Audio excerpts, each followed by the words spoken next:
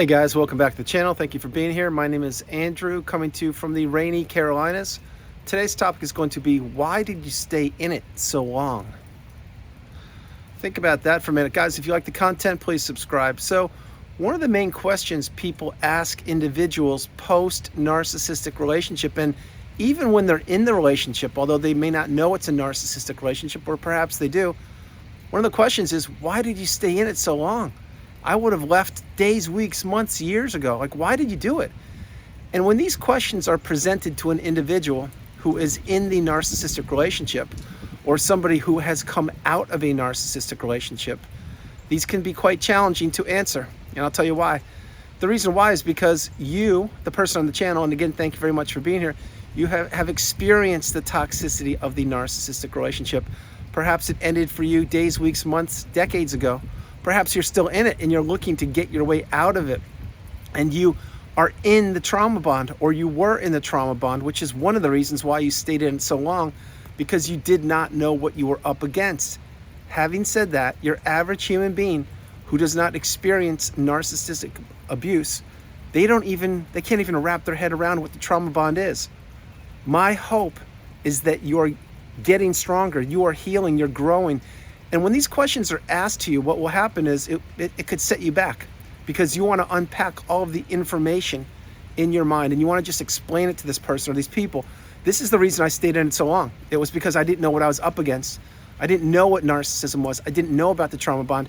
It was like a fix. It was like some kind of drug that I needed a hit from, even though I don't do drugs.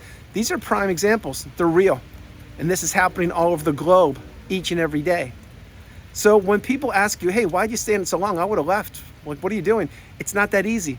Toxic narcissistic relationships, they're unlike any other relationship you will ever be a part of. It's not just like, let's say it's a romantic relationship. It's not just like the two of you sit down and have a cup of coffee, discuss what the relationship is about and where it's going, and then you part your ways and you have a hug and say goodbye. All right, good luck. Good, have a great life. It doesn't work that way. In a narcissistic relationship, you have to, first of all, identify what narcissism is, which is a whole separate level. Then you have to try to get your way out of the relationship, or perhaps you were discarded. And if you were, my heart goes out to you, because if you were just thrown away like a sheet of paper on the freeway after you built up a relationship with an individual, perhaps even shared kids with them, that is not good. It's not a good thing to experience. It's not a good thing to be left by yourself. Let's put it that way.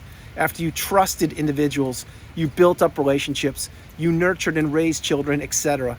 And then one day, lo and behold, boom, all of it matters not, because you are now discarded. And I'm not trying to trigger you. I'm letting you know that when people wrap their heads around what narcissism is, many times it's not until they too went through a relationship or are in a toxic relationship, or they get wisdom, although not firsthand wisdom, but they can lean on people that have come through the fire post-narcissistic relationship, i.e. this channel.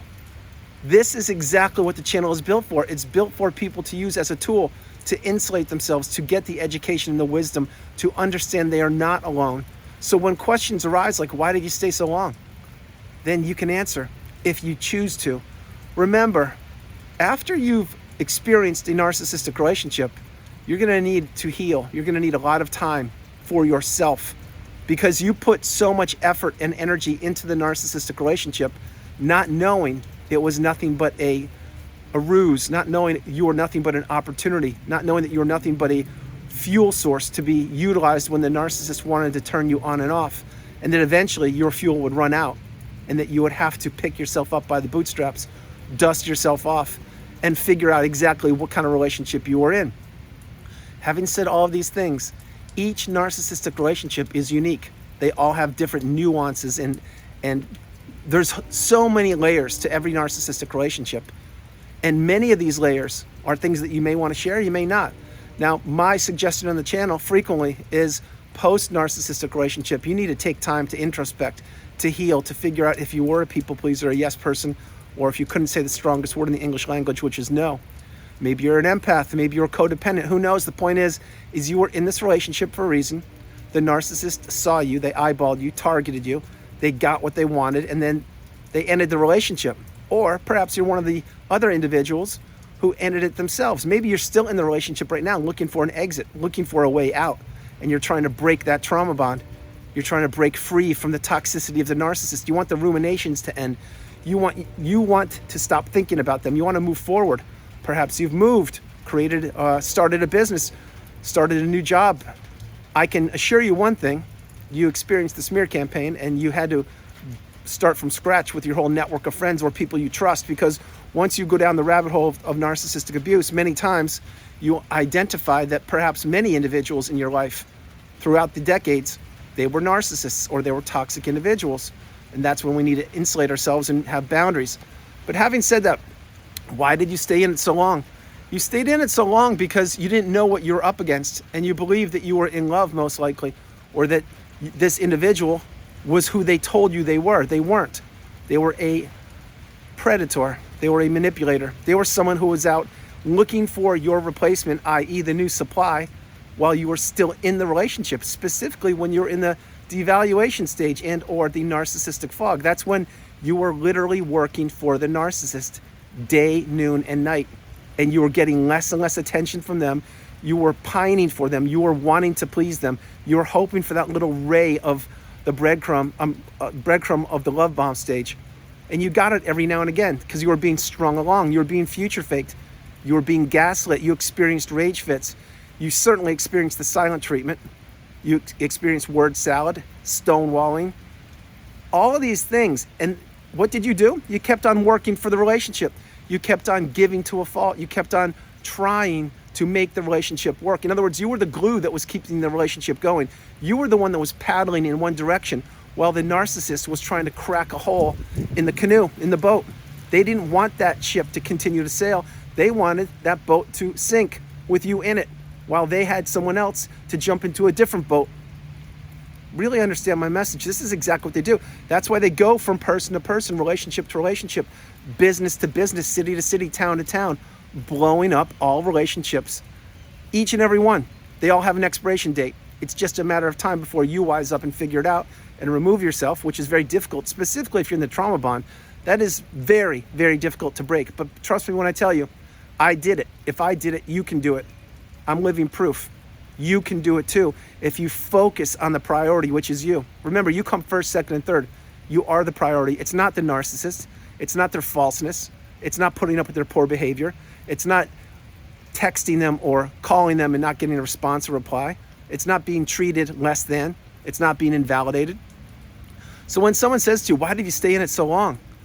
You didn't know what you're up against. You do now. And that's why you need to remove yourself from these toxic relationships. You need to begin focusing on yourself. You need to heal. You need to learn. You need to grow. You need to become awakened and aware. And you will do it. Remember, the healing path is not linear. We are all on it, headed in the same direction, simply taking different footsteps. That's what we're doing. This relationship that you were in, or perhaps you're still in, it was a life lesson. It was a huge lesson that you must pass. And if you've exited the relationship, you know what I'm talking about. Each and every day is a challenge. Each and every day you do improve. You have some great days, some not so good days, some challenging days. We all do.